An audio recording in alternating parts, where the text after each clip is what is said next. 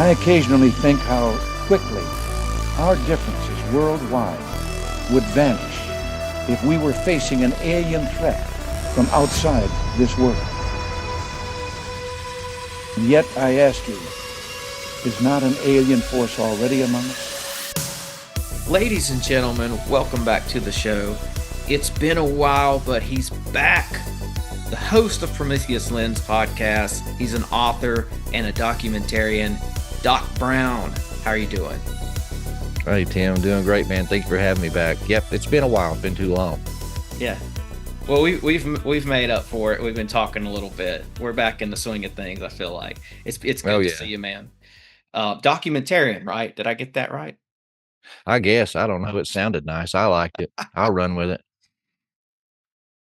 You've got a I saw you went to the film festival, right?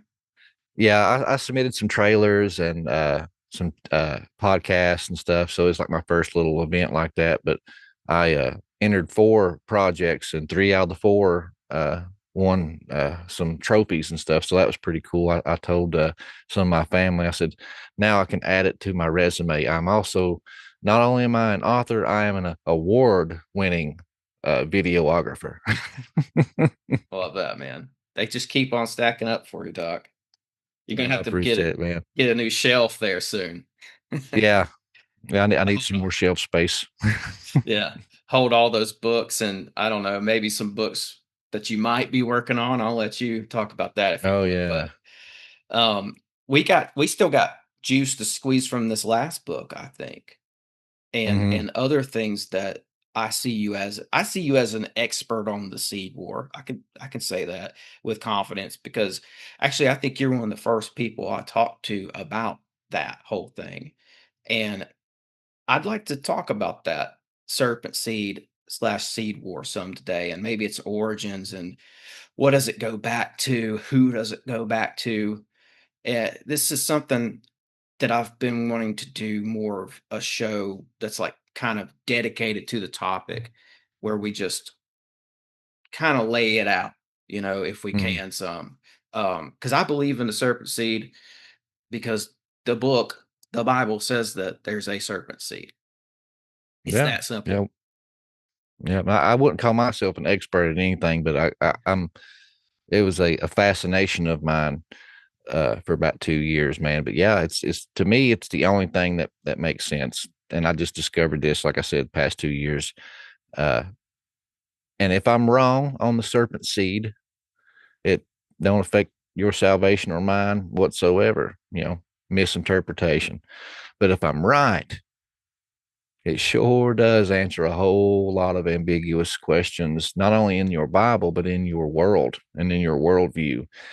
And anybody can take a couple verses and piece them together and stretch them and mold them to make them appear to what they want you to see. You know what I mean? If you're a good wordsmith, but when you start coming up with ideas and it makes sense, not only here, but here, and here, and it connects all those other things like a perfect string, like a shoelace going through a shoe, there has to be something to that. And that's one reason that I come to the conclusion that I believe it's real too, because not only does the Bible say, he would have a seed, she would have a seed, they'd be at war, at enmity with each other. We just see how that story ties into all kinds of other stories throughout the biblical narrative. It flows like water. Yeah, that's been my experience with it. Step 1 for me was finding that verse, which I think it's Genesis 3:15, where it says exactly that it acknowledges the seed war. There's like a human kind and a serpent kind, if you will. And I think once I accepted that and started to learn more about that and build off of that verse, it made things make sense. It made things just more simple for me. And it's you're right. It doesn't affect the theology of salvation. I don't think. I think it enhances all that. It gives people a reason to sort of become spiritual again, because that's where I was before I kind of came back into reading the Bible and all that. I had slacked off. I was not taking spirituality serious at all. And I know that's a broad term, but I just wasn't spiritual at all. I don't know how else to say it. But once I started to see reason and for, getting back into the word, and I started to see there is a war going on out here. And I think it's represented perfectly in that verse. So just to bring it back to that verse, Genesis 3:15, Genesis 6, and the book of Enoch for me. Because I think Book of Enoch adds a lot more details to the situation, down to why people even wear bracelets and do like eye makeup in some of those passages. It talks about how the fallen angels were teaching them how to beautify their eyes and wear earrings and bracelets and stuff like that. That's where it started to really make sense in like a modern sense to me. Oh, this is a spiritual war. And they taught them abortion, the art of war, seduction, the cutting of roots, and that's Yes. pharmakia, the psychedelics and stuff like that, and the different drugs. But one thing that's always kind of got me, at first, everybody was just all spiritual, spiritual, spiritual. Nothing in the Bible is literal. It's all metaphoric and spiritual. So the seed war is a spiritual war. And then our people have kind of, got exposed to Michael Heiser, the unseen realm, and some of this, more scholarly work going into the ancient languages and stuff. And they see, okay, there was literal giants. So these angels came down and bred with the daughters of men. That was not poetic language. That was not metaphor. That was not spiritual, wicked people. Because growing up, I was always taught Genesis 6 was the good line of Seth interbreeding with the hoochie mamas of Cain, as L.A. Marzulli likes to say, and they made spiritually wicked people. No, man. So now we're coming around to this physicality of it. And now everybody's talking about Genesis 6. Angels came down, bred with men, made these giants, and messed with the DNA of humans. And God had to bring the flood and wipe them out. That way, the angelic hybrid seed didn't totally crush out the image of God in the original creation. Everybody's on board with that. But when I brought up, this whole serpent seed, oh man, their heads explode. And it's like, no, that's not true. It can't be right. No. And it's like Solomon said it best, nothing new is under the sun. This is already something biblical that you believe. You already believe that the angels came down and bred with humanity and tried to corrupt the DNA of God's creation. So why is it such a far stretch for you to accept this? It's the same exact thing. And it's in the beginning. And right there in that, like you had mentioned, it said, I will put enmity between, and people misquote this a lot and say the woman and the serpent. Said, oh, the snakes are going to hate mankind and bite at their heels. No, folks. It says he will put enmity between her seed and thy seed, talking to the serpent. So it says plainly right there that both are going to have a seed. Yeah. And we see it throughout the entire Bible. Yes. It says too, and between your offspring and hers. It makes that distinction too. Yeah. I'm right there with you. Yeah. This passage is I just keep going back to it, man, because this is the serpent seed passage, and I think it's got way more to it, even than just, this gets into the garden and what really happened in the garden. So I didn't mean to stop you on the rant there. I just want to You're add good. that what you're saying I'm with, and I think it even says it I think it says it as plain as what you're suggesting it says it as. And I've heard too that the Bible is a commentary on, I've heard people say, the Bible itself is a commentary on Genesis 1 through 3. Like in a sense that the Bible is predicated on the first 3 chapters of Genesis. What do you think about that?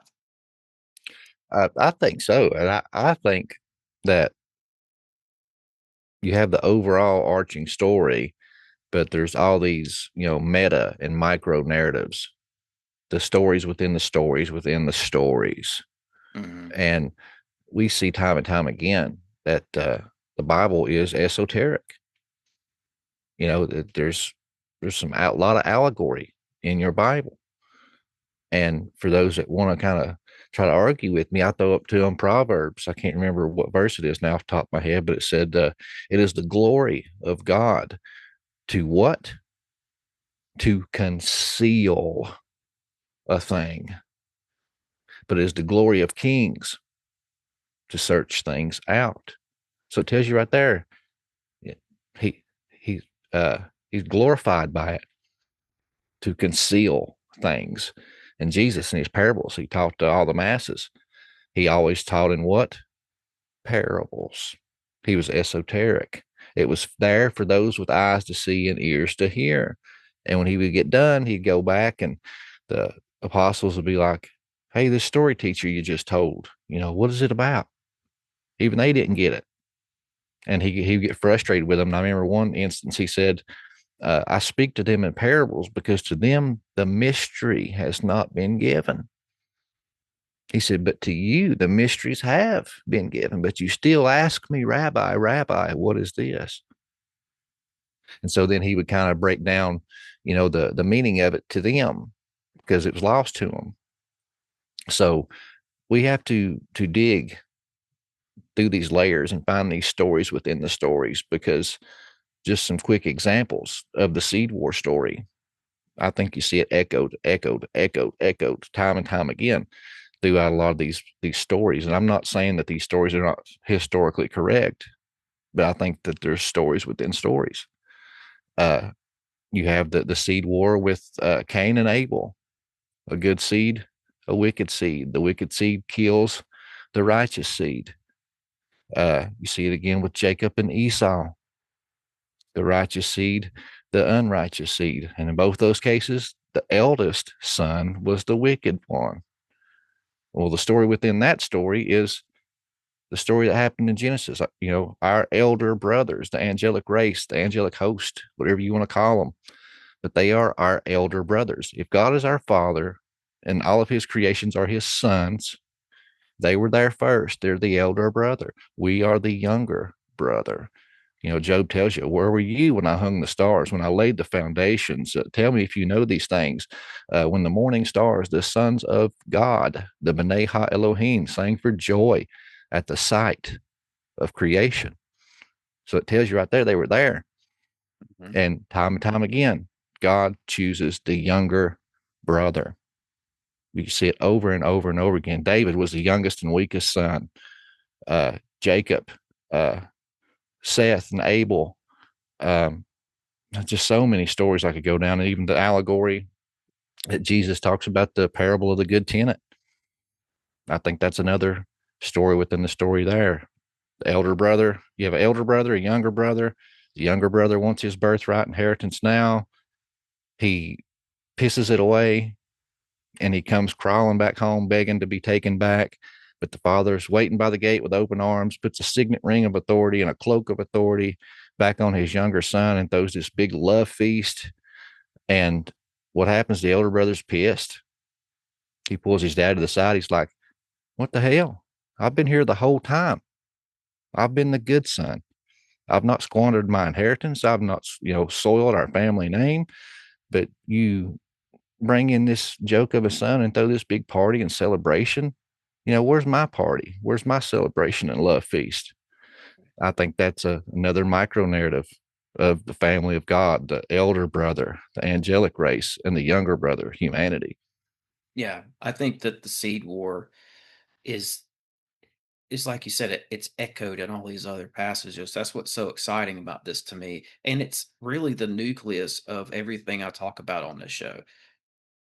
People might not realize that because I don't just say seed war every episode, but I think everything just kind of revolves around that I talk about on here, in my opinion. So that's why, and even if we were to stop now and just go into some other topic totally, what you just presented was a really good introduction on what's happening. That's a great basis. That's a great foundation.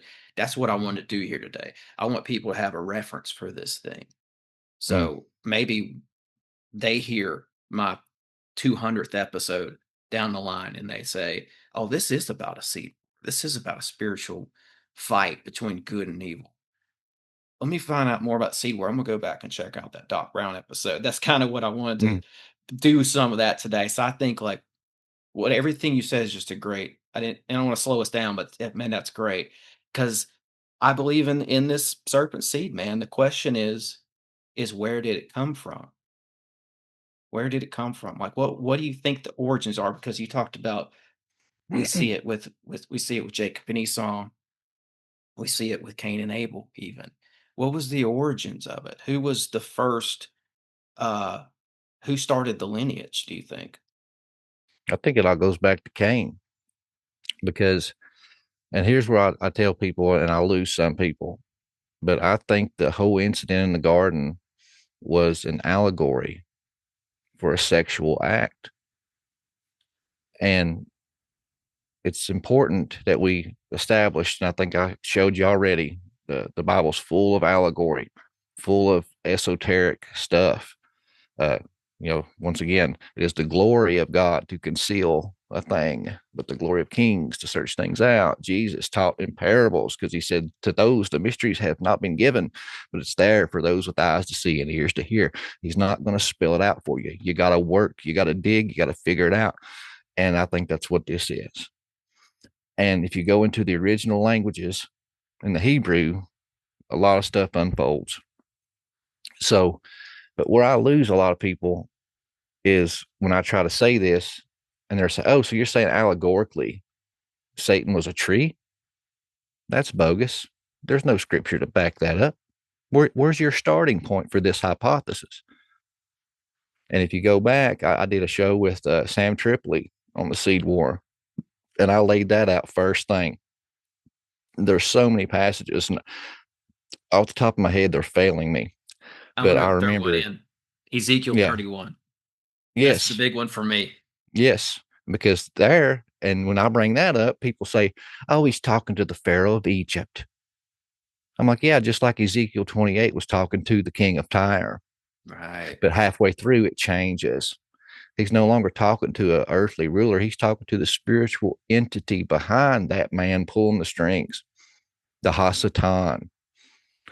And in there, it talks about, says outright, it said Satan was the most beautiful tree in all of Eden, that its branches and furlongs went into the heavens, and the birds made their nests in his branches, and that the beasts of the field found shadow and shade, found shade in the shadows of its tree, and that all the other trees in Eden looked at him with envy and jealousy for his beauty, that he was the most beautiful.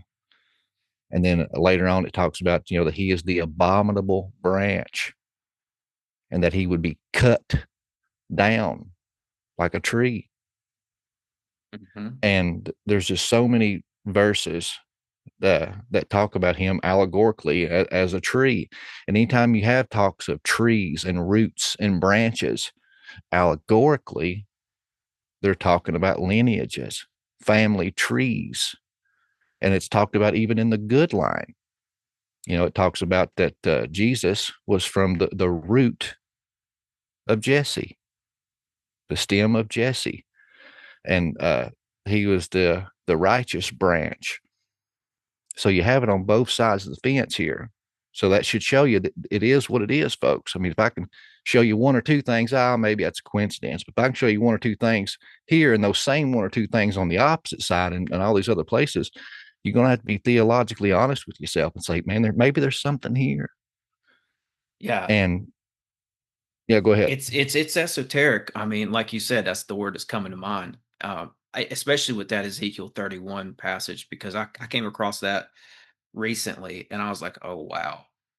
I had to read it again and I went back and read it again. I'm still digging on that chapter, and it is esoteric, but I think anybody can go and read that and see, oh, this is relating Satan to a tree. I think that part's very clear. So Yes. that's what it is. You're going to have to, once you have that in your tool belt, now when you go back and you read other parts of scripture, just keep that in the back of your mind. Sometimes they refer to this being as a tree. or a branch or things related to the structure of a tree all together. And I mean, I think we see that in that was key for me in trying to understand what Genesis 3 was saying, I think. And, I'll let you go into that, but because Genesis 3 says, it's got all this tree language, of course, and it talks about fruit. And I was like, what did they eat Fruit a of my fruit? loins. Yeah. But then I remembered later in scripture, I think in Matthew, it says, by your fruits you shall know them. So it's not talking about an actual fruit. It's talking about, The lineage, the children, the yeah, heritage, how you brought them up. Because, the Torah talks about to raise your children up in the ways of the Lord, to write the laws on the doorposts, on the fence posts, talk about it to them when you're putting them to bed and raising them up in the mornings and before dinner. That was so important. Your lineage, that reflects upon you and your moral teachings and upbringing that you done to the children. And so if you have that established, that tree, if we move forward, it says that there is no apple. It just says that Eve partakes of this tree, and it says her eyes were opened. And in the Hebrew, that is a room. And her eyes were a room. Okay. When it's describing Satan and his craftiness, it uses that same word. He was more a room than the other creatures. So it's like when she partook of this tree, with the original languages they're showing you, this is an association. She took on a property of the Nakash because he was more a room than any other beast of the field or creature of the field. She partakes of this tree, and it says, and she was a room. She took something from him, a property, a seed.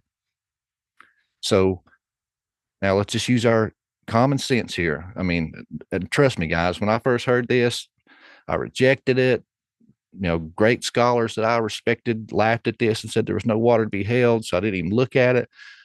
But once I looked at it and read it and just threw away everything I thought I knew, everything that I was taught, all that dogma, all those filters, and just read it and let it say what it says, it made perfect, good old boy common logic sense to me.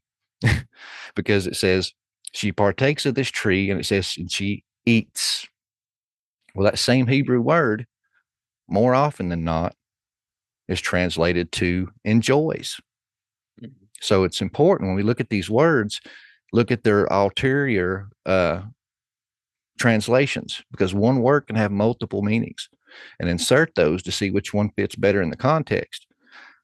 So I think it should be read as she partook of the tree and she enjoyed. It says, then she went to Adam, and then he too enjoyed. Okay, so now let's look at cause and effect. If you are not allowed to have cookies before lunch and your mom catches you in the cookie jar eating, what are you going to do when she walks in the room? You're going to cover your mouth, because that's where the transgression is. There's where the wrong is. That's what you want to hide. That's what you're ashamed of. So once they realize that they are a room and that they're naked, they cover their sexual reproductive organs. Okay. Now we know God's cursings always correlate to the crime. Eye for an eye, tooth for a tooth was the old Mosaic law, right? And if God is the same yesterday, today, and forevermore, then that term applies here. So look at the curses. Every single one of them have something to do with sexual reproduction. It said that he would put enmity between her seed and thy seed, the serpent. Okay, and what did the serpent tell her? Oh, once you partake of this tree, you will be as gods. I think he's talking about there, because At this point, God was the only person that created life. But through this sexual union, she was creating life like God.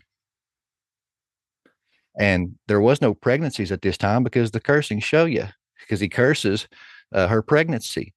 Not only is there going to be enmity between her seed and thy seed, that he would increase her pains in labor, that he would increase her pain in menstruation. So all these curses are correlated to sexual reproduction. And then if you go to the etymology of the names, that's very telling.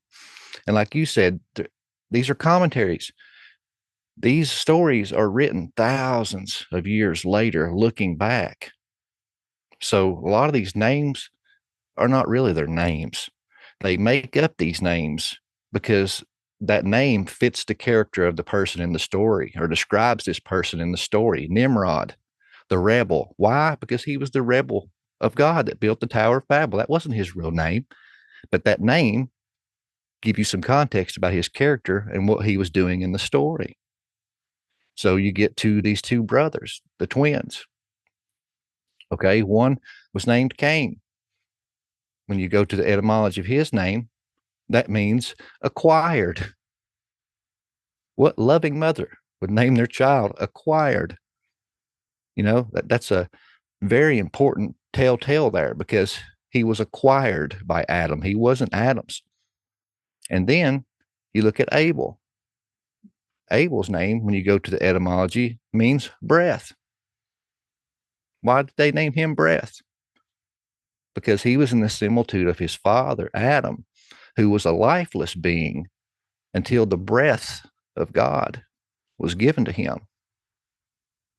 And then once he is dead, what happens? It lists Seth, right? Well, the etymology of Seth's name means the replacement, because Adam's son was killed. So he was the replacement for the righteous line that the Messiah was going to come through. Oh, that makes so much sense especially with the breath thing. Because I was just reading that the other day where it says God blew into his nostrils the breath of life. That was like the moment that life entered Adam, and it's called breath. So Abel is named after that moment almost. Yeah. Breath. Okay.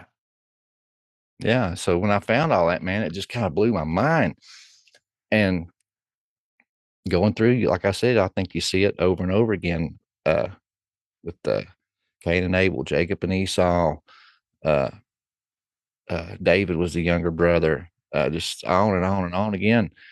And the one verse everybody wants to try to throw up, and this is what kills me, and I've not come out with any of the other stuff. I've not even got out of Genesis yet, folks. There's a lot more.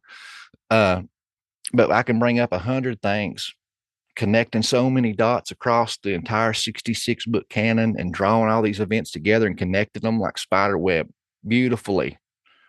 Hundreds of passages, but they'll throw up one. Like, oh, nope, this one cancels your other 164. That ain't how it works, folks. That ain't how it works. But when you go back and you look at that verse, once again, you got to go to the etymology, the original languages, and you have to be theologically and common sense honest with yourself. So the one verse they want to throw up was where it says that after the garden incident, it says that Adam knew his wife and she bore Cain, and then again bore Abel. They're like, okay, case closed. It said that Adam knew his wife and she bore 2 children. Case closed. And then it goes on to say that Cain gets this special proclamation from Eve, not Abel. Nothing said about Abel. And nothing is thrown into the Bible is junk, folks. If it's there for a reason. And it says that when Cain came out, she gave this special proclamation, and it says, I have acquired, that's Cain's name, I have acquired this man through the help of the Lord, all caps, the divine name. So everybody's like, your serpent seed theory is dead on arrival. It says plainly that Adam knew her, these twins were the result, and she even gives, confirmation to Yahweh. Well, okay. So we're told that Moses wrote the 5 books of the Torah. We know that Moses was the first person to get the divine name, right? That God come down and give him the divine name. Okay, then, if you wrote a book, Tim, about me, and you said, Justin woke up this morning, took a shower, brushed his teeth, made some breakfast, and then Justin started his car and drove down the road and went to work.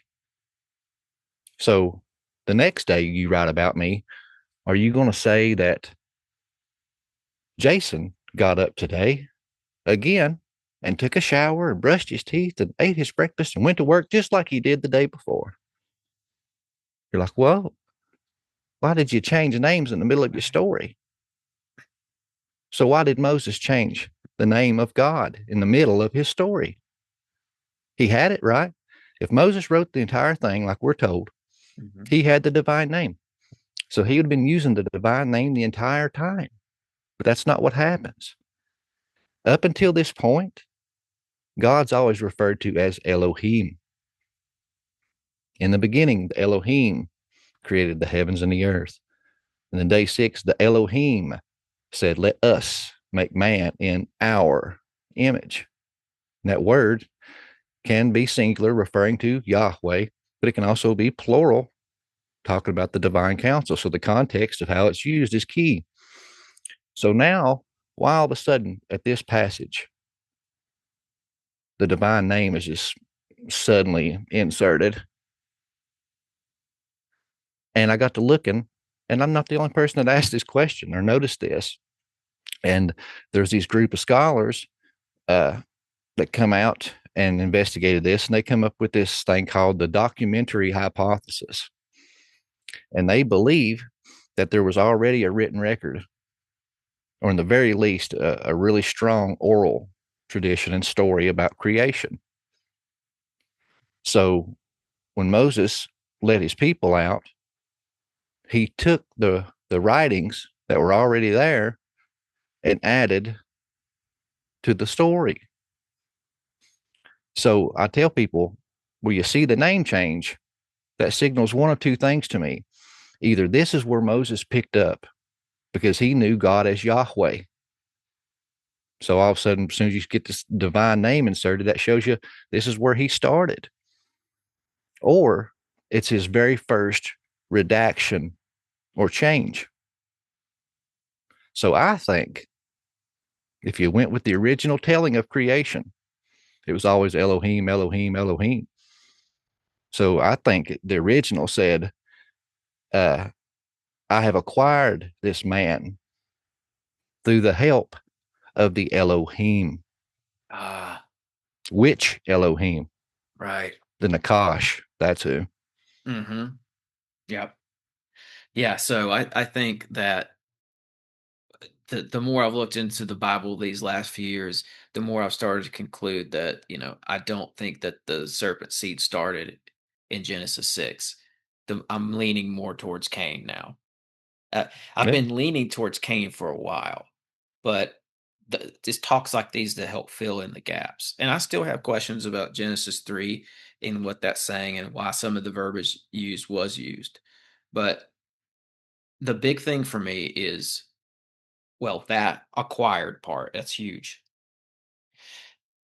And also the ramifications for their sins being of a reproductive and a sexual nature. That alone tells me that we're dealing with more than a fruit from a tree. And I know that's a hard pill for people to swallow. This not being an apple is hard to swallow. And I know I've talked about this before, and I've got nasty messages from it. I mean, one lady told me, you know, she said, you baby Christians need to shut your mouth about things that you're just reading for the first time. And I'm thinking, I'm not I've read this passage many times. I'm no baby, but I've seen demons and I've seen miracles in my days, I believe. But this is something that I think what needs to be looked at again. Needs a second look. I think we all need to go back and look at it again. I guess to kind of quote you a little bit, the hero's journey is controversial, but I think this is a Yeah. conversation that needs to be had. Yeah, 100%. And even when you get into the New Testament, they're mentioning it and talking about it, showing you that that's what they believed. A lot of people, baby Christians, and there's 60-year-old baby Christians that's just been going to church their entire lives. Great people, but they sit in their pew and listen to their pastor in coveralls preach the same messages over and over again, and they're spoon-fed their theology, and what the pastor says is what's true, and everything else is a lie, and they don't ever research for themselves. You know what I'm saying? Yeah. But when you get into the New Testament, John comes right out and just says it flat out. He said, Cain was of the wicked one, who was a murderer from the beginning. He's talking about Cain, of the wicked one. He says it right out. I mean, how are you going to dance and do the twist and spin around that like Michael Jackson, try to moonwalk away from it? I mean, folks, let it say what it says. Mm-hmm. Leave what you think you know at the door, Daddy. And then you get on down the road. Jesus is confronting the Pharisees in the temple. And I didn't know this till after I done published the book, but a lot of the Edomites worked their way into the temple and into the service of the temple. So the serpent seed was in the temple, Daddy. Okay. And this is why he said this. And look it up. It's there. I'm trying to think. Adam Ferris, I had an episode with him and we talked about it. And he showed you through the genealogies how the Edomites ended up in service in the temple and worked their way into the temple. And Jesus is talking to him. And what does he say? He compares them to what? A brood of vipers. He compares them to serpents. Okay. And then they're sitting there talking about genealogies. They're fighting and arguing about genealogies, the seed war. And what happens? He compares them to this brood of vipers. And he says, you are of your father, the devil.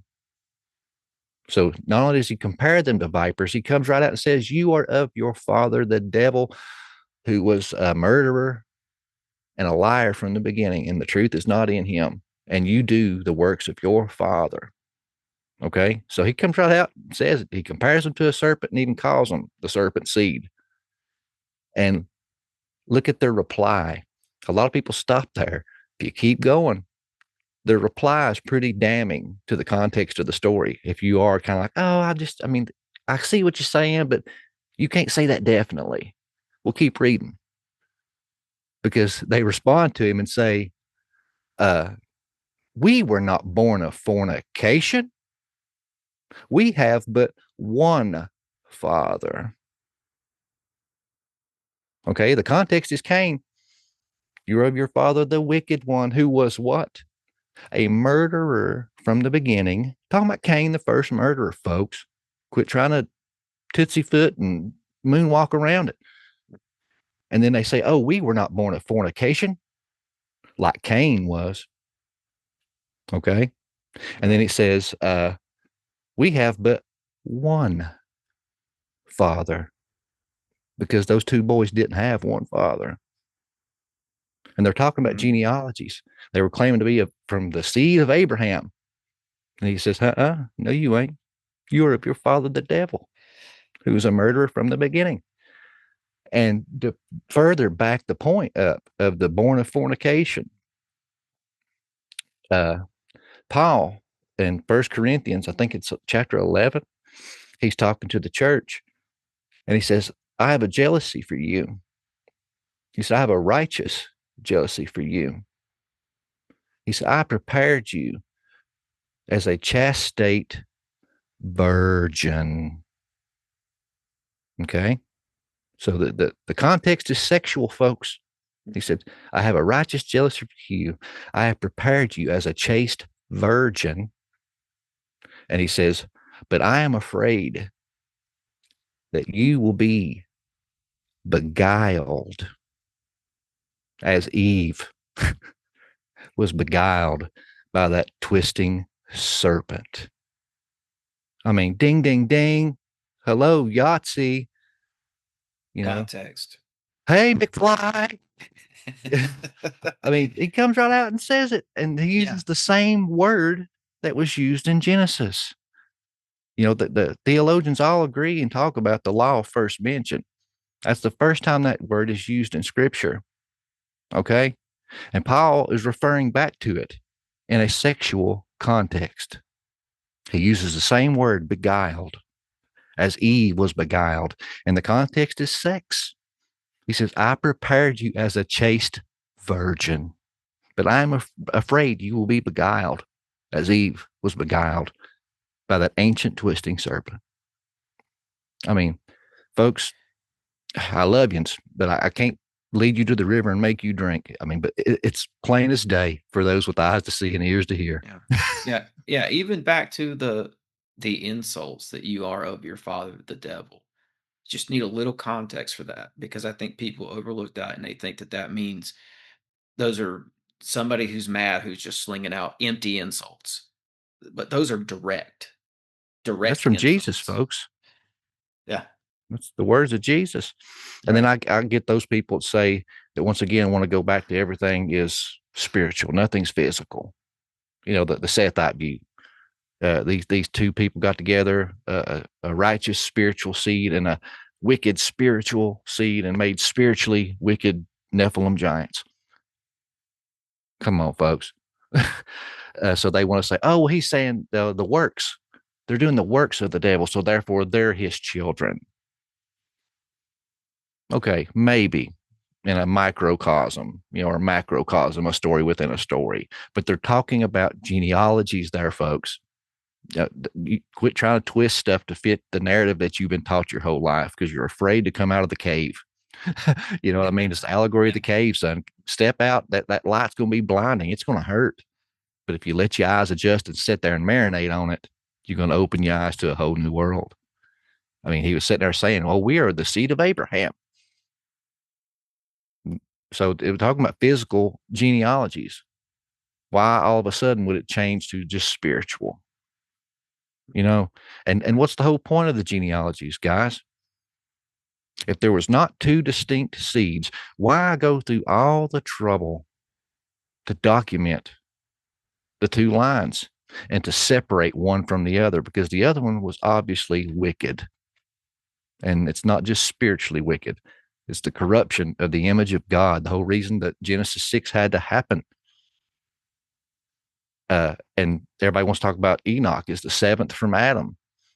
He is, but only because Cain is wiped from the genealogies. Hold on a second.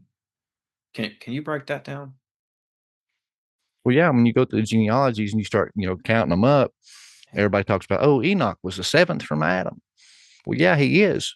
But if you read those genealogies that they're counting up from, Cain ain't in there. He's been erased from the record because he was not of that family tree, folks. You're starting to build a case over here, Doc.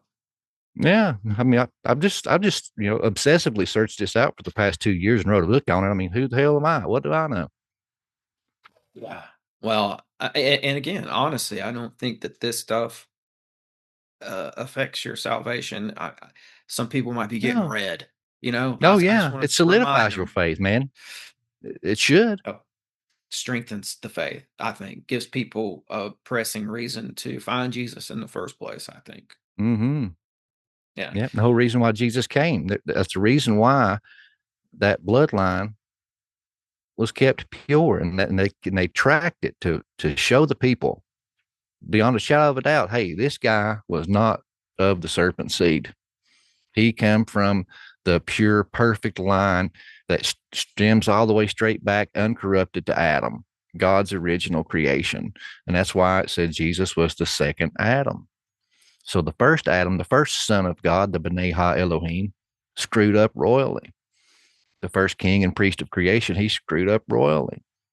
So the second Adam, Jesus, came, the B'nai Ha Elohim, the son of God, and got everything right where he failed. You know? Mhm.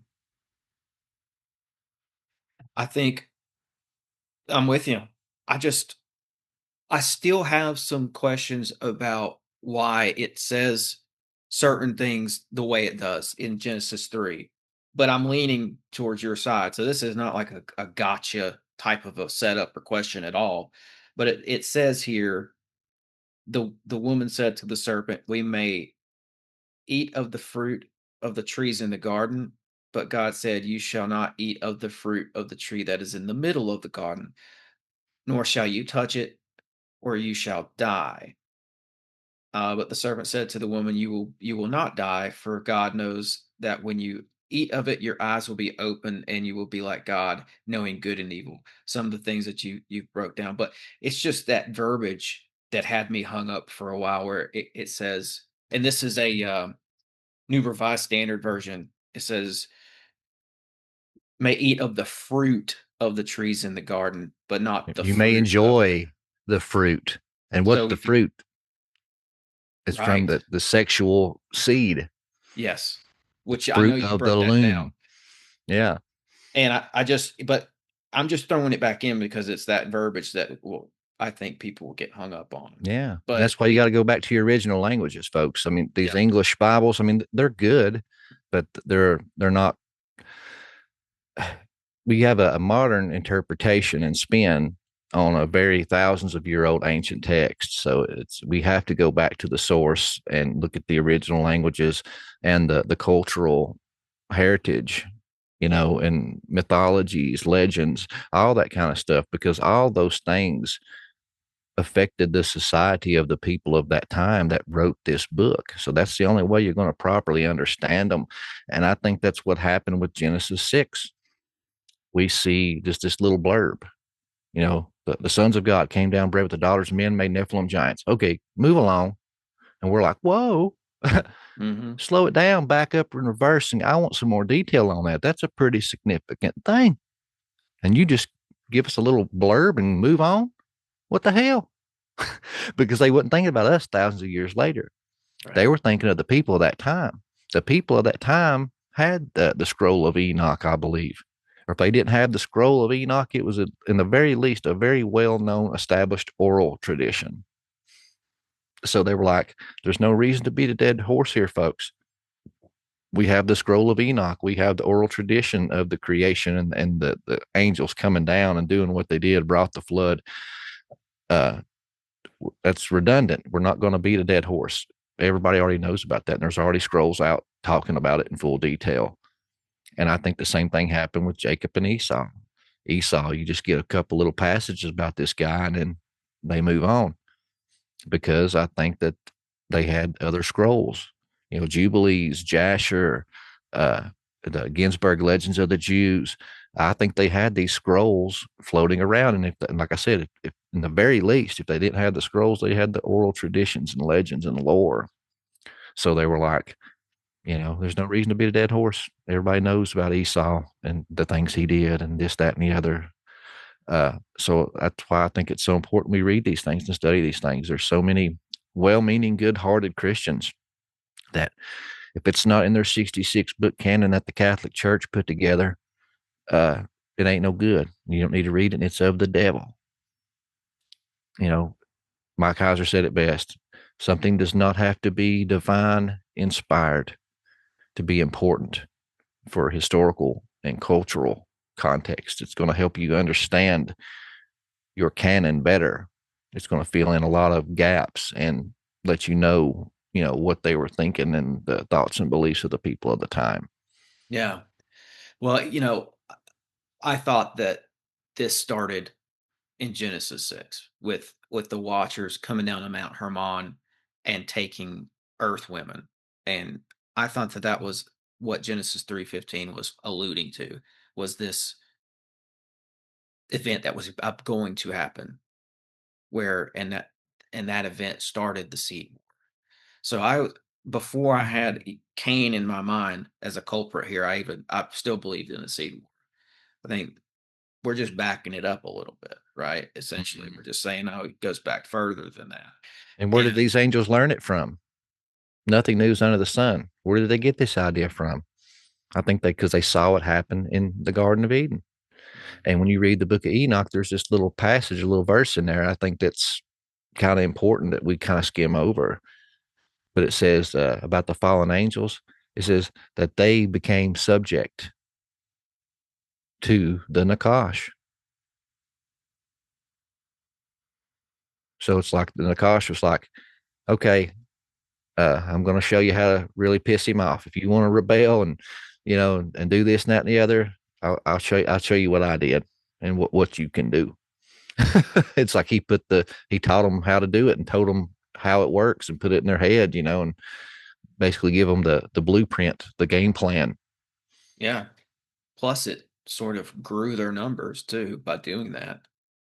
Mm-hmm. It's more members of the serpent seed by that act were produced by that act, and it strengthened that. So, which I kind of see Genesis 3:15 as prophetic in that sense, because it doesn't say that the serpent seed is going anywhere.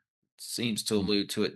And there's other verses that allude to it being around till the end with the wheat and the tares, right? Yes. And it says the tares, because that's another one. In that story, it's talking about the seed war, guys. And once again, it's the glory of God to conceal a thing. Jesus taught in parables. Okay, this was a Jesus parable. In that parable, what happens? It says a landowner sown good seed, but in seed, once again, lineage is sperm, sown good seed, or not sperm, I'm sorry, but you know what I mean, parentage, children, people groups. He's sown his seed, but it said in his absence, the devil, the wicked one, the adversary, sown his seed. And it says the workers, the angelic host, notices these tares growing amongst the wheat, and they go to the owner and say, hey, master, didn't you sow good seed? But behold, there's tares growing amongst the wheat. And what does God say? He said, the enemy has done this.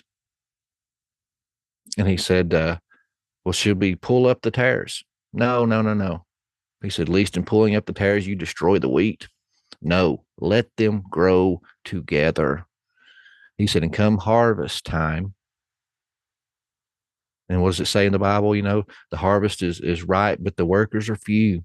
It talks about, Revelation, end times. That's the harvesting of God. Jesus was the first fruits of the resurrection. So he says, we'll gather them all up and we'll separate the wheat from the tares. He said, we'll throw the tares into the fire. He said, and we'll gather the wheat into my barn.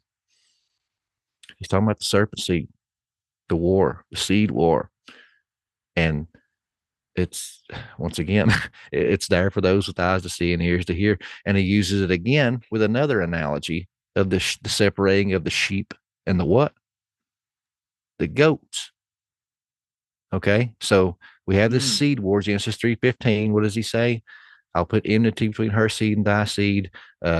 Your seed will bruise his head, and his seed will bruise your heel. Okay, this is in the book of Genesis. And remember, guys, this is before there was a Bible, before there was chapters and all these other books. It was a scroll. So in this scroll, they just read this prophecy and this thing given to Adam and Eve. And just a few verses down, you have Jacob and Esau. So the event in the garden is still fresh on this reader's mind. The cursing, the bruising of the head, the bruising of the heel, and then boom, you get to the birth of Jacob and Esau. It is a Polaroid picture of Genesis 3:15 that the ancient reader, when reading that, would immediately point it back to that event in the garden and said, okay, this is what was prophesied by God in the garden. It was just a few verses up above, and here we go. Here we have it. And what happens? It says that the first one came out red, covered in hair from head to toe like a hairy cloak. looking like a fertility god. And his name was Esau. And then it says that he come out first. So you can imagine his head or his foot having to push on Jacob's head, bruising the head to exit the womb. Pretty tight in there for twins. But it says the second one comes out and he's what? He's clutching the heel of Esau, bruising the heel. And you remember the angel, before this happened, comes to her and says, what? 2 nations, 2 peoples are in your womb, and they are at war with each other. There's enmity between the 2. One shall be stronger than the other, but the younger will rule over the older. And then they're born. Polaroid picture of Genesis 3:15, looking back at that thing. And even Josephus, the ancient historian, when he talks about the conflict of the brothers in his writings, you know what word he uses to describe the conflict? Enmity. Enmity. I tell people all the time, we can argue all day long. If this is right, if it's wrong, if it really happened, if it's physical, if it's spiritual. I'm just throwing all that away. I'm just letting the text say what it says. The text says it. And all the other ancient writings that we find, like the legends of the Jews, Jasher, they all point to this serpent seed too. And they believed it. Enmity. And so there you go, folks. It's there. You can fight with it and struggle with it and deny it, that it's true or whatever, but it's there, folks. And the ancient reader that wrote it, that read it and wrote it, believed it too. That's what I was about to say. Sounds like Josephus knew. And he used that word intentionally, of course. Yes. He was a well-educated man. Yeah. I think he chose his words very carefully. Yeah. Yeah, I think so too. So what about the birth pangs as part of the punishment? What do you think about that? Is that a thing, or? I just think it's just, like I said, the curses usually correlate with the crime, the eye for an eye, tooth for a tooth. So they had this sexual act of pleasure with those private parts. So now he's saying, okay, now I'm going to curse those private parts. And this thing that you done willy-nilly, it's going to hurt. It's going to be painful. You're not getting off easy. And if we think about it, what's the biggest sin that we all struggle with, if we're honest? Lust, sexual lust, sexual sin. That's the original sin, folks. And that's what made them like gods, because now they were able to create life. It makes sense to me. Like I said, I could be dead wrong. And when I make it to heaven, God look at me and be like, I kind of missed the mark of what I was trying to lay down there. But hey, you were in my word. You were studying and talking about my word and trying to get people to dig into the Bible, man. Hey, nice job. Well done, my faithful servant. Yeah. If anything, hopefully we'll be inspiring some people to go back and at least read through that chapter again. Yeah. And make up your own mind. Use this as something that gets you energized and get you light the fire a little bit to get back into some of these old stories that we think we know because we've heard them time and time again told to us from a pulpit, from a Sunday school teacher or a pulpit.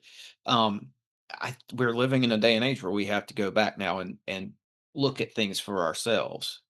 Some of these stories have just gotten they've drifted further and further and further, I think, from their original meaning and their original purpose.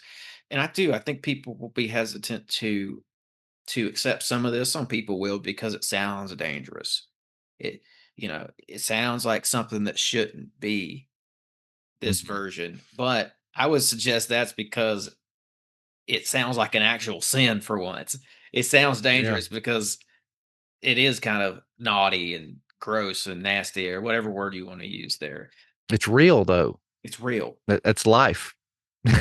And some pushback I get from people is because they jump to assumption and they don't listen and hear me out. I don't know how many times somebody's heard like a clip or something of me, a reel or whatever on this subject, and they'll be like, well, then you're implying that the righteous seed was corrupted. If you're saying Cain was of the wicked one and that Esau was of the wicked one, these are all family members of Jesus. So therefore, you're saying that the bloodline of the Messiah was corrupted, and that's blasphemy, obscene. And I'm like, how do you get that from what I just said? In every scenario, there was two brothers, two seeds. One was good and pure in blood, probably spiritually too. And then there was a wicked one. That's why they track the two genealogies and separate the one from the other. So with what I'm saying here, it just puts more emphasis and more of an exclamation point on the importance of Jesus and why he had to come. Mm-hmm. I mean, if there was no corrupt line, what was the point of having a genetically pure Messiah return? It makes no sense. You know what I'm saying?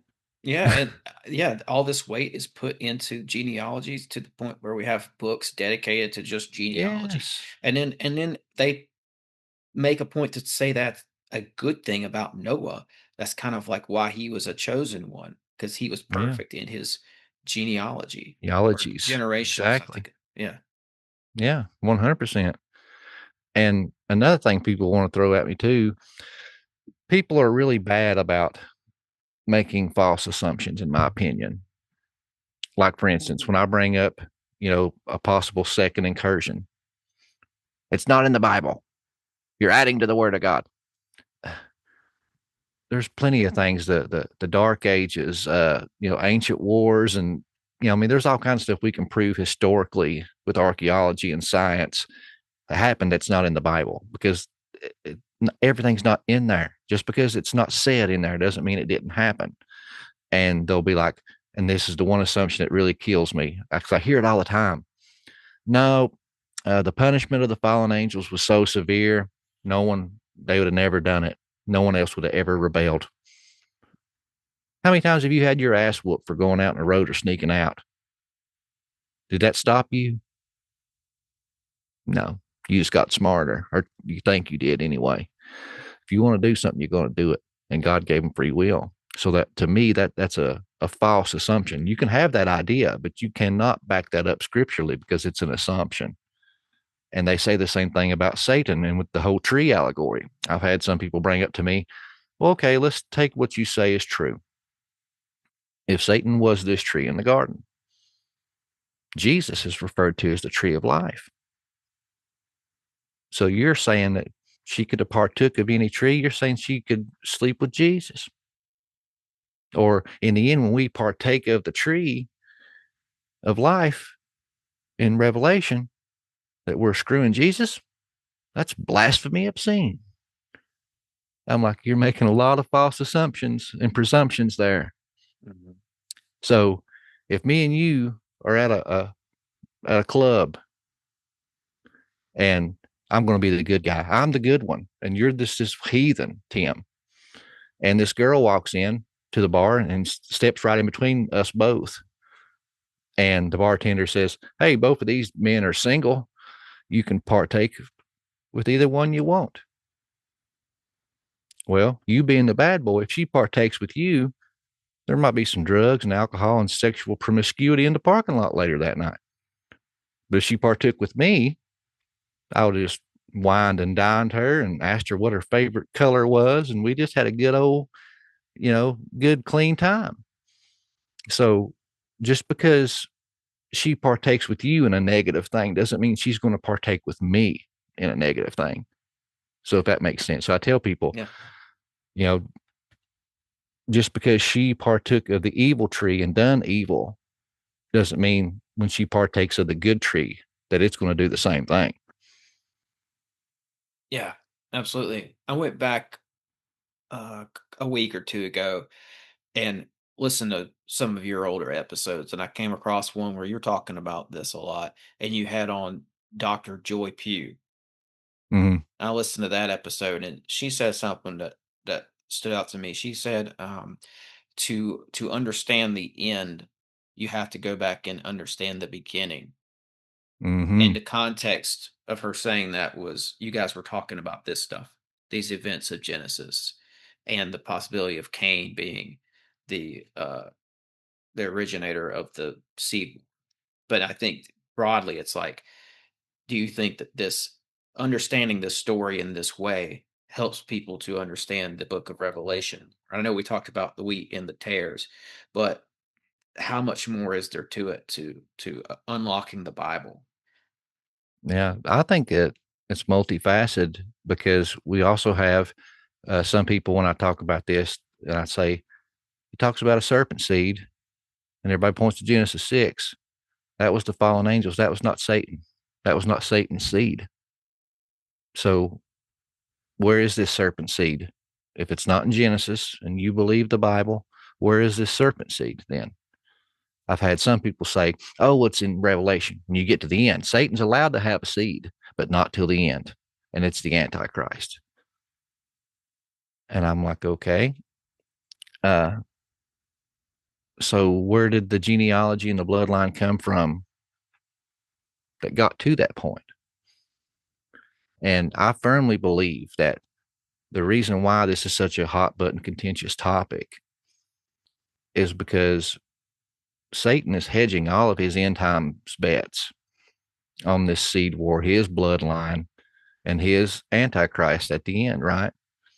So it's like Jake Paul and Anthony. It's the main event.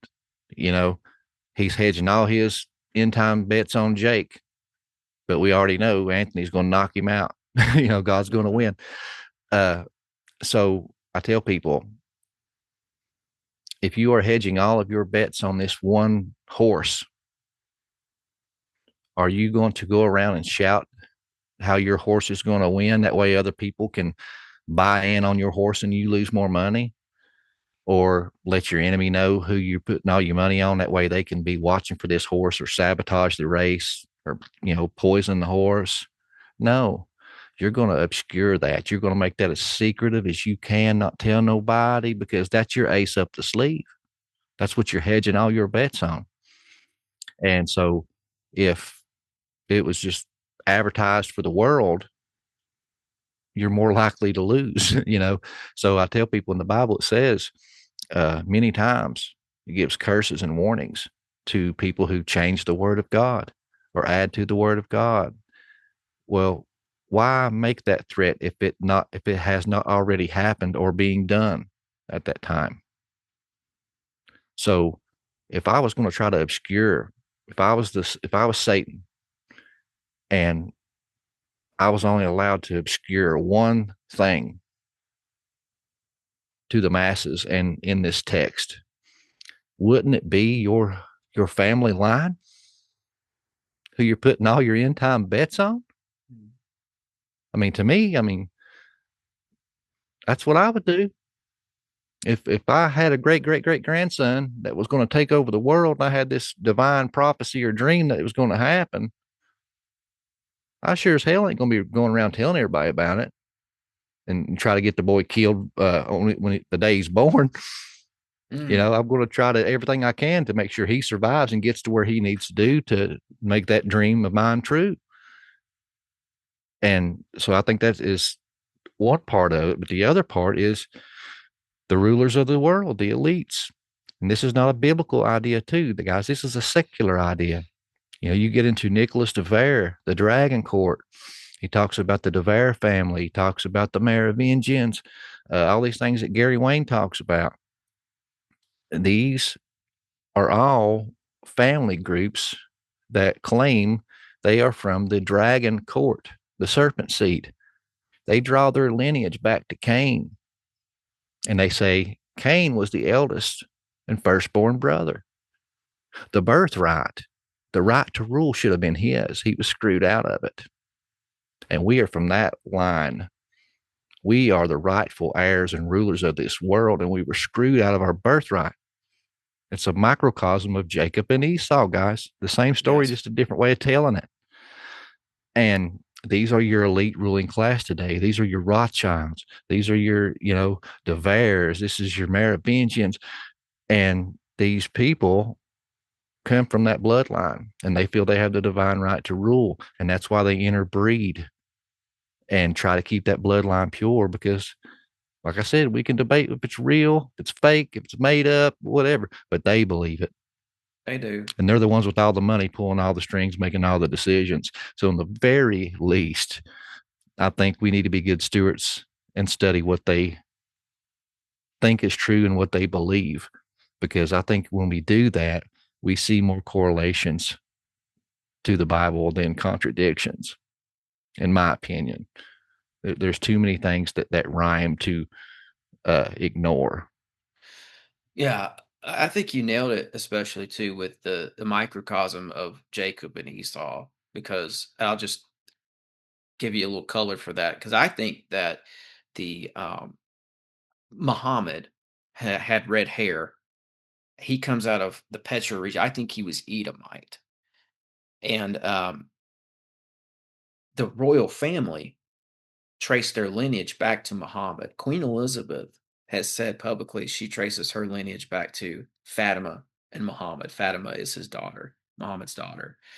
And if Muhammad's Edomite, then I think that's exactly what you're saying, because you've got Jacob was the first Israelite, Esau was the first Edomite. If you look at like maybe the bloodline of Christ within the Israelites and in the bloodline of Muhammad in the Edomites, I think that's a good example of the serpent seed in real life. That's my opinion. It's And a I little seen that deep, but that's my video. opinion. Oh yeah, and I didn't know it till I talked with JT. I went on his show and we were kind of talking a little bit about this, and he pulled up a video. He's like, "I think you're going to enjoy this," and I did. But if somebody was breaking down the Rothschild name and the coat of arms, and the taking it back to Hebrew, and don't quote me on this, go find that episode and watch it for the full context. But basically, it had the name of the Rothschilds in Hebrew, and they said that basically their name, Edom, is similar to Adam, but like in the middle of the name, they split it and put a vav. And they said the vav was like the symbol of the serpent. So it's like they took the genealogy, the bloodline of Adam, and esoterically added this serpent in the middle. Yeah. Wove it into the bloodline. And I think they said their name means the shield of Edom. Yeah, there you go. I mean, those shields in general is a good place to look. That's where, if you look at the royal shields, you're going to find something dragon related more than likely. I mean, it seems like it's on most of them. The one that comes to mind is Prince Charles, going back to that royal family again, traces his black, he goes, well, first of all, he was in the Order of the Dragon still. That's still a thing. I looked into that recently. It's interesting. That Order of the Dragon goes back to a Scythian guy. I'll remember his name in a minute. But Vlad. yes, Vlad was in the court of this Scythian guy that I'm thinking about. But Vlad was such a part of this Order of the Dragon that he changed his name to Vlad the Dragon. And so that was actually it was Vlad the Impaler's father. Yes. Vlad the Dragon. And then Vlad the Impaler is the son, and he carries on the bloodline. They carry on that Order of the Dragon. And I think it's Scythian because of this king. Here, I'll find his name here in a second. Yeah. And I think that's how, because somehow the serpent seed survives the flood, as logic would tell us. And I think it came through the Scythian line that came out of Japheth. Well, I'm trying to think. I think it was the writings of Abraham. Once again, another extra biblical book. But you notice when you get to Genesis, it just says Noah's wife. It don't have a name. Well, the writings of Abraham says that Shem and Japheth were his children from another wife, and that she had died, and that God instructed him to go to his uncle Lamech and take his daughter Naamah for a wife, and said specifically that God told him he was to take her so the serpent seed line would continue, and that his prophecy given in Genesis 3:15 would still hold true.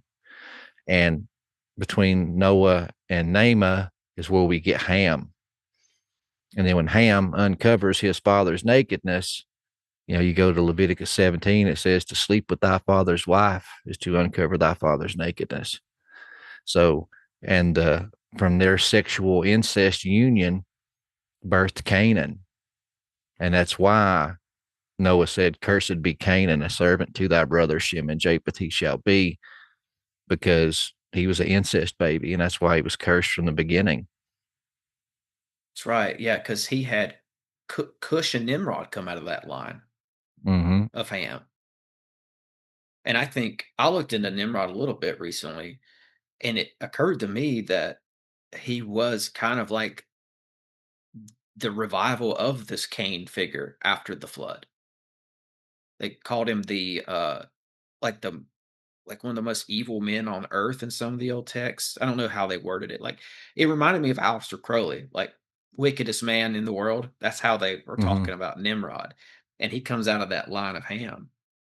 And then Cush too. Cush, they went to Egypt and built, I think they built some of those pyramids. But what they definitely did was they brought in these gods that became the Egyptian pantheon. So it's like, boy, they came a long way from the righteous father Noah. Some of his boys like full on rebelled and gave all the way into this. They leaned into the serpent seed. Just assume you got to think too. I talk about it in my book. I try to, not have sympathy for the devil, but just to get into the shoes of these boys for a minute.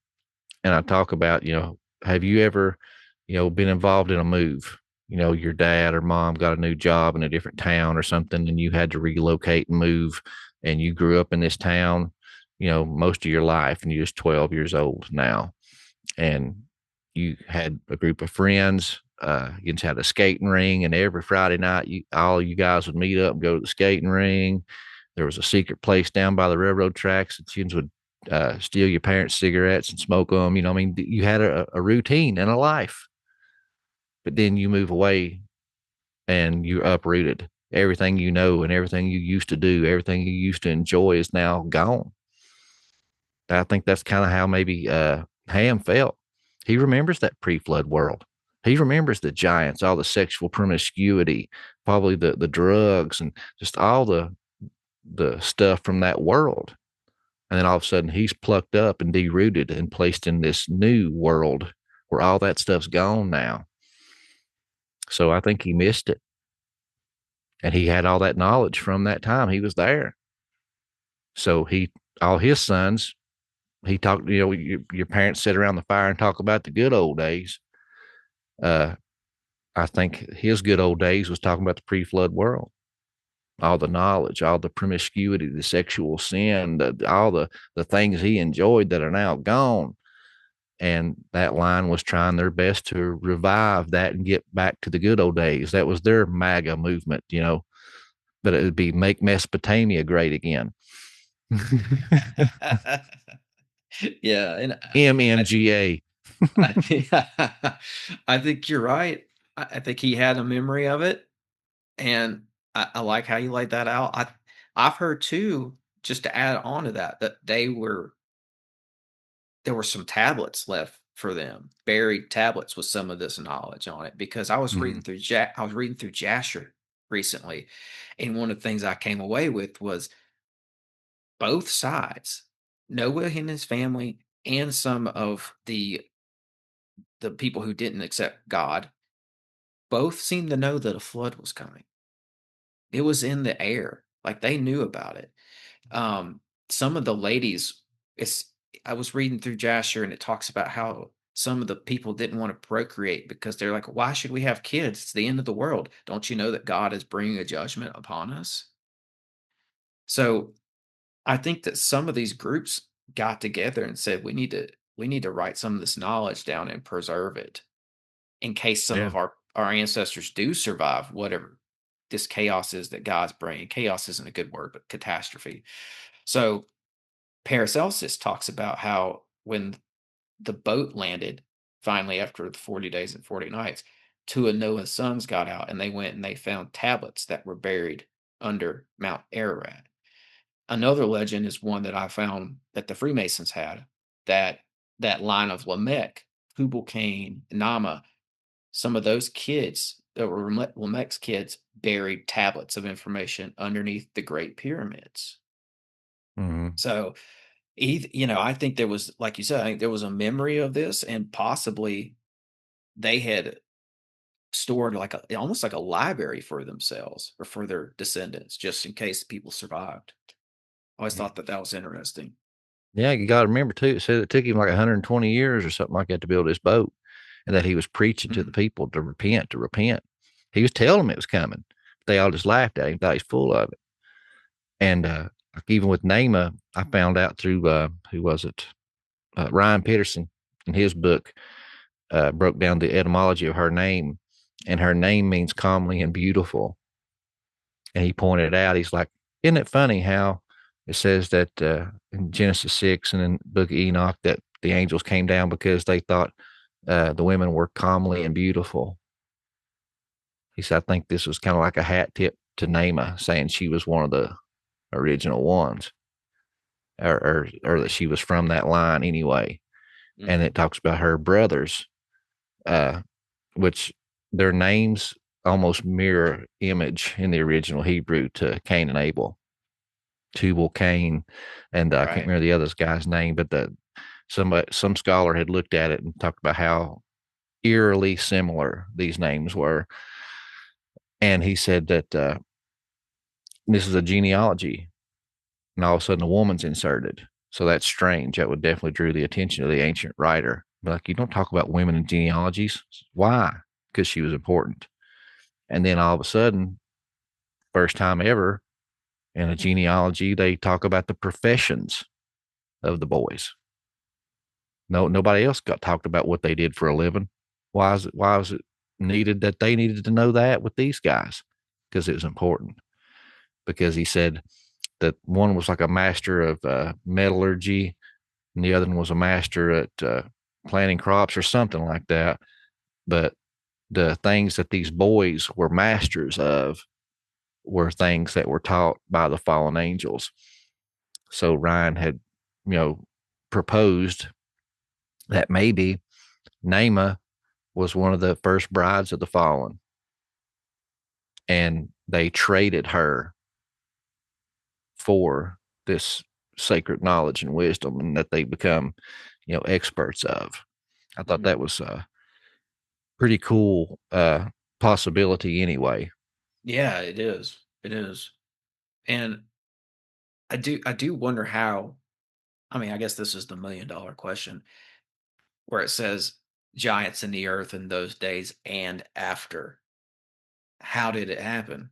I've heard everything from Og hooked a unicorn up to the ark and got on top of the ark to all other sorts of wild theories. That Noah's wife had some sort of a sleeper cell essentially in her genealogy. I don't know. What do you think about that? We have to just be honest first and say we don't know, so people don't get upset, because I'm going to speculate here, but we have to speculate because we don't know. All we know is that they were there before and after. So either one of two things had to happen. Either the bloodline survived in some way, shape, form, or there was a second incursion. That's the only way you can explain it. One thing that I've often wondered is how you have the same story throughout the world. So I wonder if God had, maybe went to certain people around the world and warned them. And all these people built ships, and there was multiple little groups or clusters that survived this worldwide catastrophe. That's why you had the same story everywhere, possibly, that there was 5 or 6 families that God went to. And we're just getting the Levant story because the Bible is the Levant's story. But you have the same story in India, the same story in Africa, same story in South America. So either that, or maybe some of these fallen angels and their offspring took Noah seriously, or the warning seriously, and then maybe they built a boat or two, or maybe some escaped into the cave systems and survived that way. We don't know, but we have to entertain the possibilities and kind of reason these things out and see what the possibilities are and what makes the most sense to us. So either they remained somehow, or there was a second incursion. And if some did remain, it could have been a possibility of the serpent seed lineage or genome, whatever sleeper cell was in one of the wives or the kids. Right. Or it could have been that there was multiple clusters of people groups that God warned about this, and there was many boats and arks built. I mean, it's a possibility. I kind of like it on the table for consideration, at least. It's like, again, when I was reading through Jasher, I was kind of blown away that, oh man, some of these people definitely knew something was coming. The ungodly were talking amidst themselves about this, like there's a judgment coming. So you have to think some of these people would have made preparations. Maybe they did go down underground, and there's legends from Native American tribes over here that some of the giants went up into the mountains during a big flood because some of the Native Americans went to seek high ground, and when they got up there were already giants up there. That's a legend that I heard, I think, out of Four Corners, maybe Utah. I'd have to go back in my notes and see it.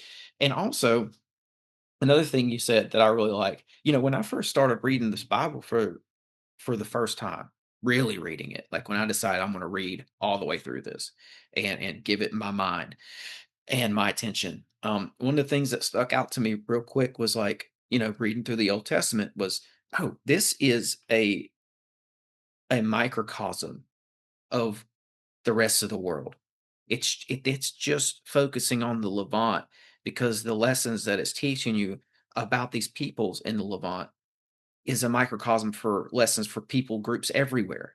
So it just focuses on this little area around Israel for the most part. It doesn't tell you what's happening, for instance, in North America, whatever it was called back then, or it's the tip of I don't know, Australia or Africa. Doesn't tell you about that, but it's the stories still resound true for those peoples as well. So maybe there was some surviving groups. People are going to be, I could see people crossing their arms over that. See some people getting red over that. I'm not denying the potency of the judgment of God. If God wanted everybody dead, he would have done it. I acknowledge God that. doesn't fail. So if there were some survivors, he meant for them to be. Right. And according to the writings of Abraham, that was the plan. He, said there that he told Noah to go and take Naamah as a wife, so the serpent seed lineage would continue and his prophecy still hold true. And I think that's why you see, like down in South America, they have the flood story, and that that Viracocha created a world with giants, and that they were tyrants. So what did he do? He brought a flood, destroyed them, and started over anew and made human beings. And then I think it said that he brought another flood after that. But in South America, we have all these towns and cities built up in the mountains. Lake Titicaca is like so many, thousands of feet up. It's a real high ground.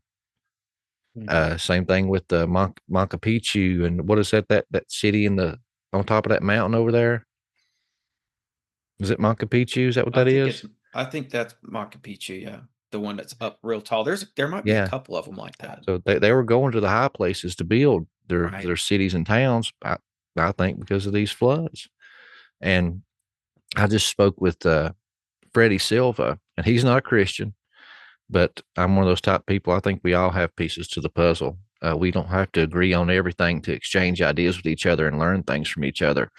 But he was talking about all the stories and how they rhyme, and he talked about this dragon court, and he said that Osiris was a part of it, and that in the Edfu building text it talks about one day he just gets on a boat, loads it up with some of his people, and they go off to civilize the world after a great cataclysm.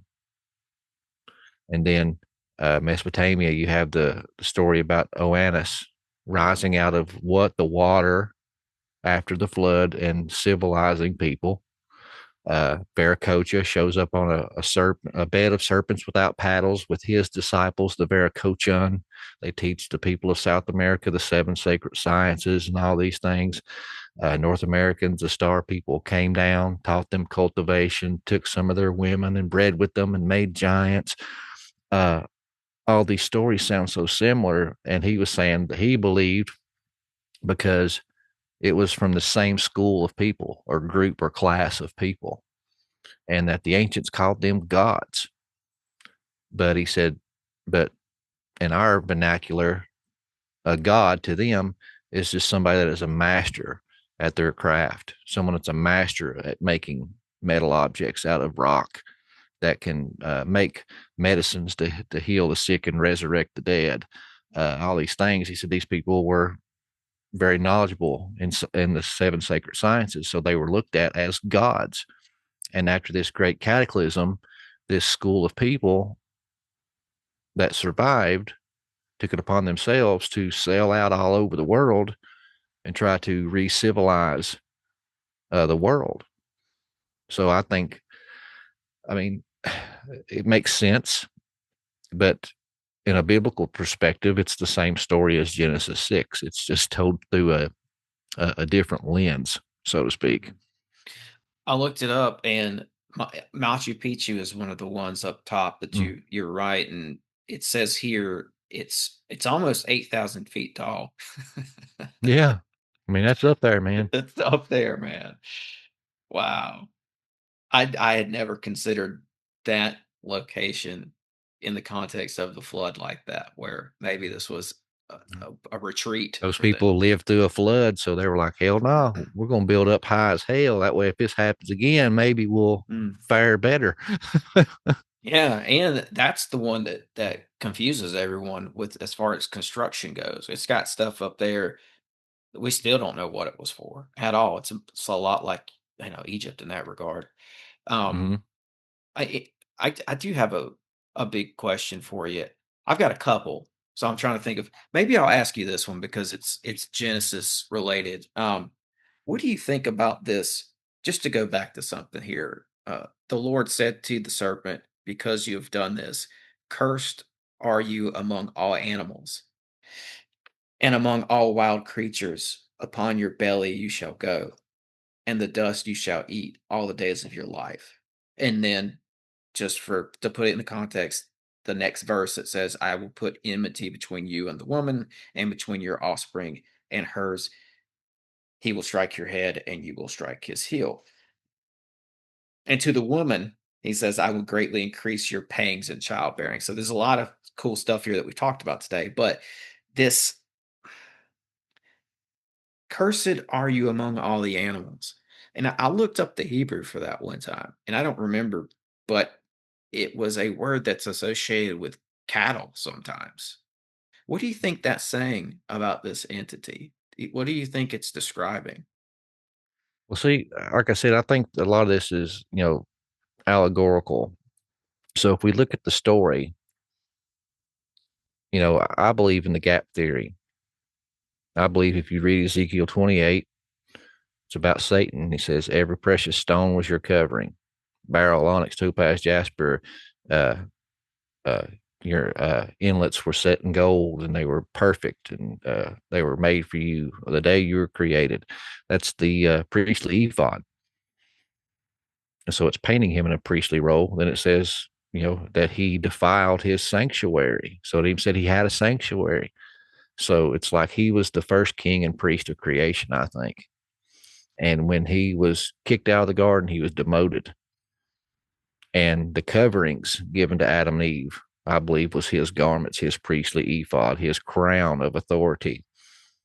And all dominion and all animals and everything was given unto Adam. Everything was subjugated under him because he was now the king and priest over all creation. So at this demoting that happened here, I think it was, he's just rubbing it in the Nakash's face.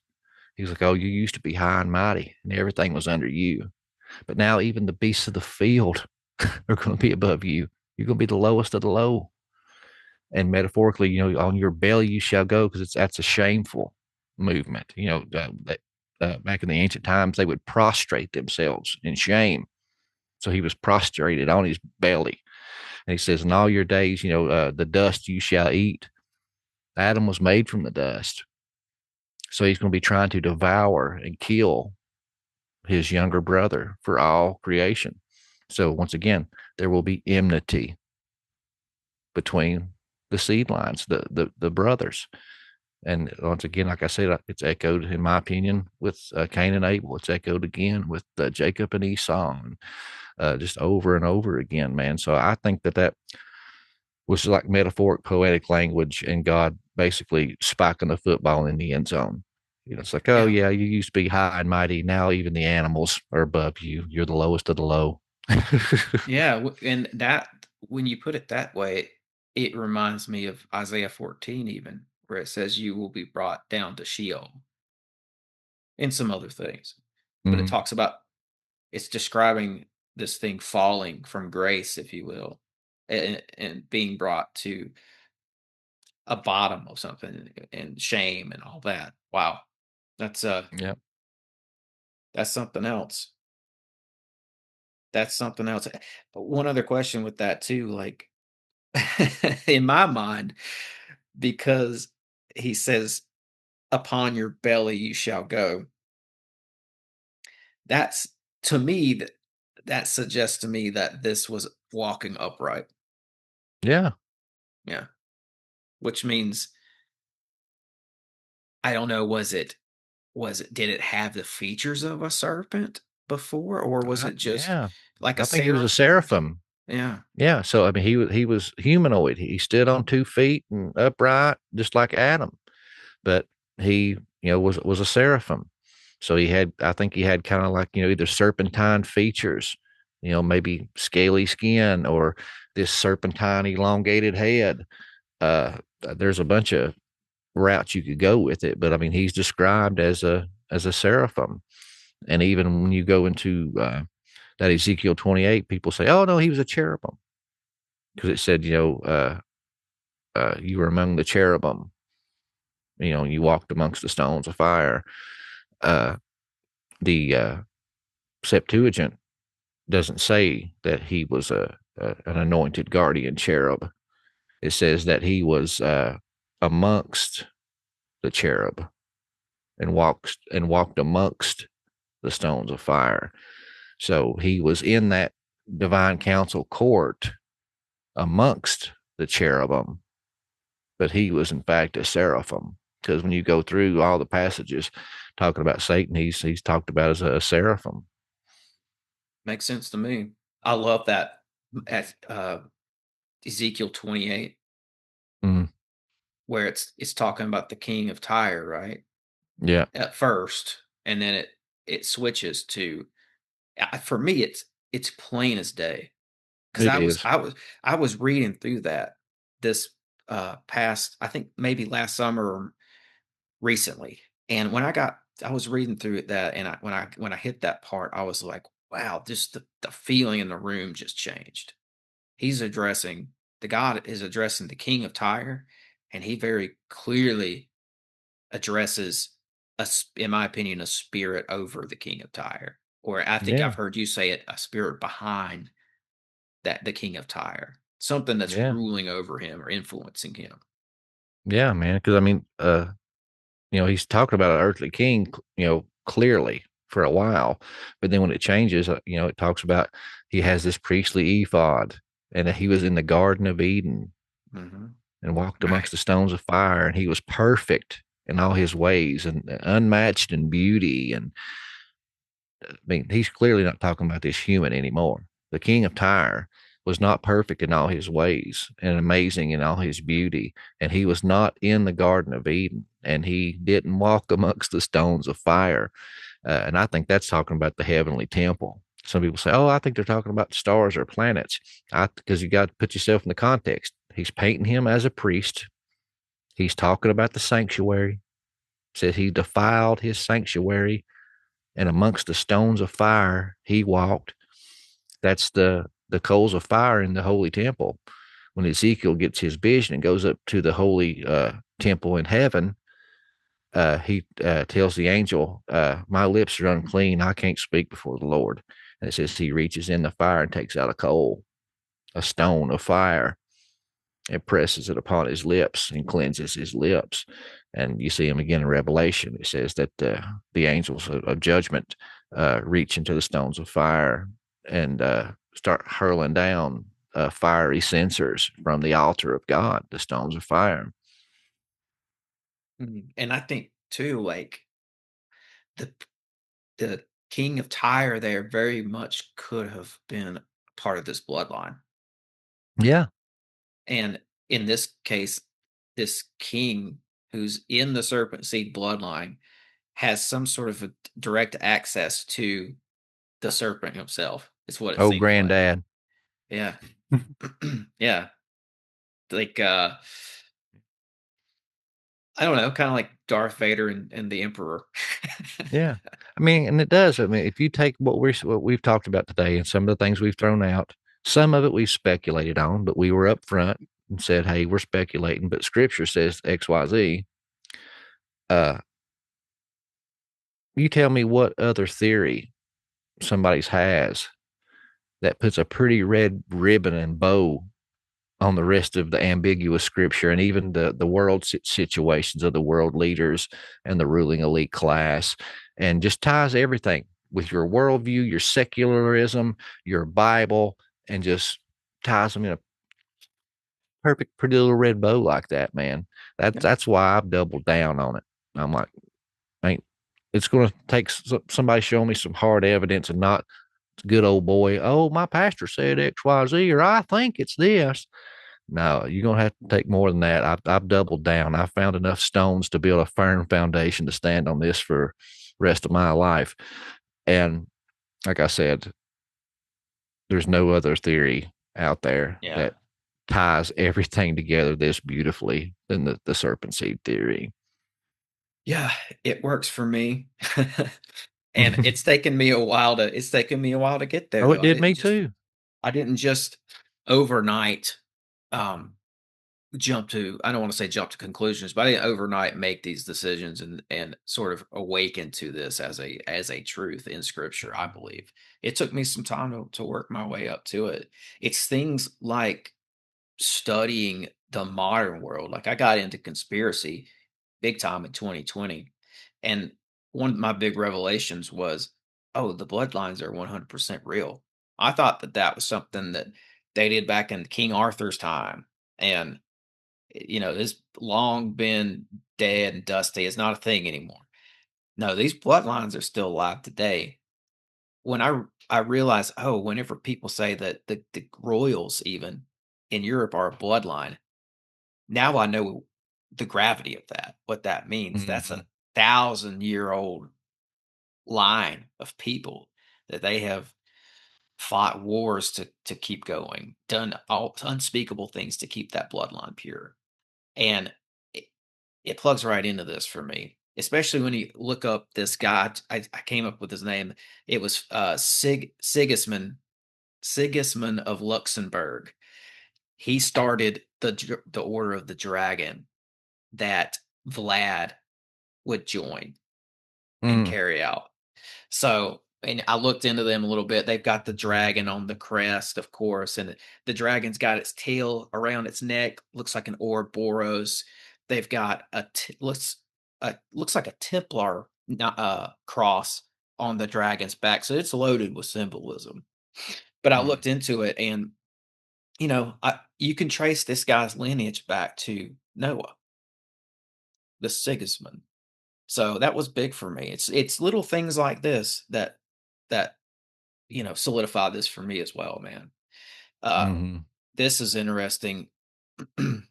Herodotus said that all Scythians were direct descendants of Hercules, who had 3 sons from a woman beast whose lower parts were snake-like and whose upper part was that of a hermaphrodite.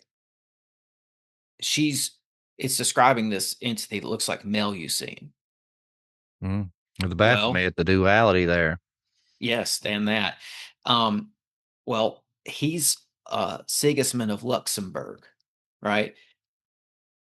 That family, that royal family of Luxembourg, traces their lineage back to an entity named Melusine.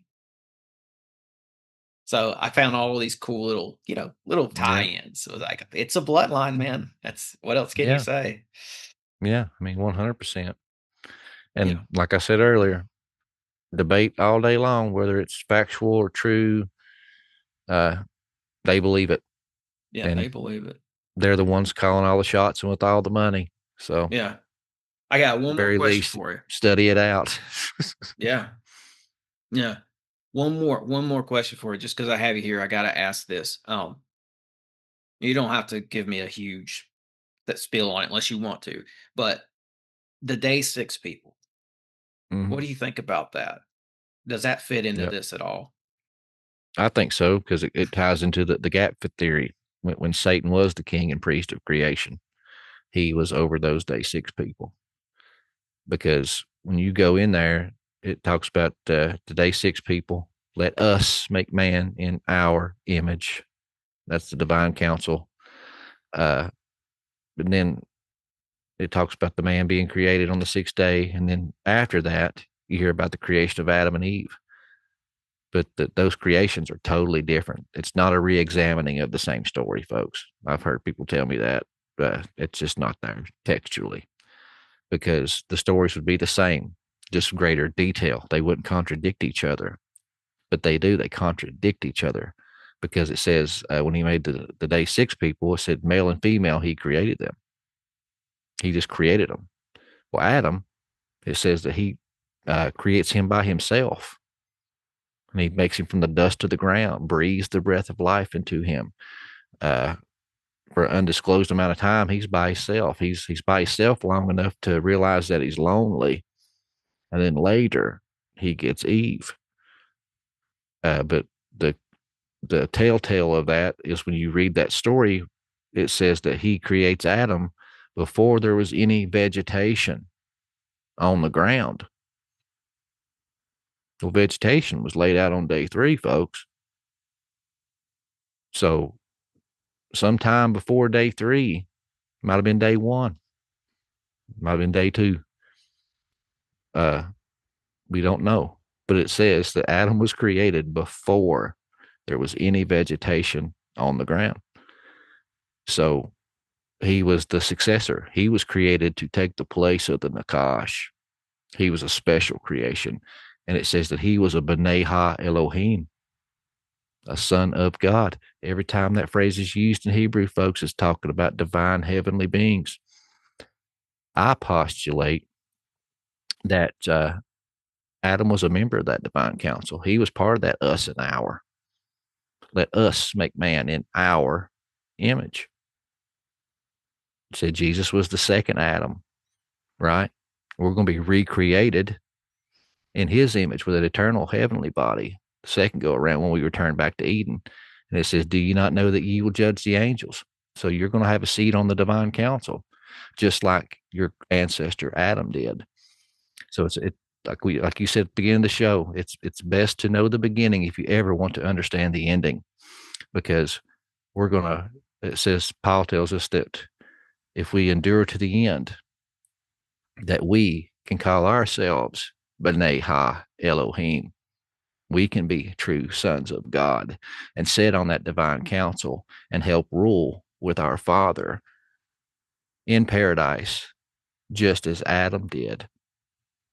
So this story, this overall arching story, is about the family of God, the struggles within the family, the rebellion and the kicking out of the younger brother, and us rolling through the pig filth, and Christ coming with he's the father at the gate with the open arms to put that signet ring of authority and cloak back on us and restore us to our position on the divine council beside the heavenly Father, folks.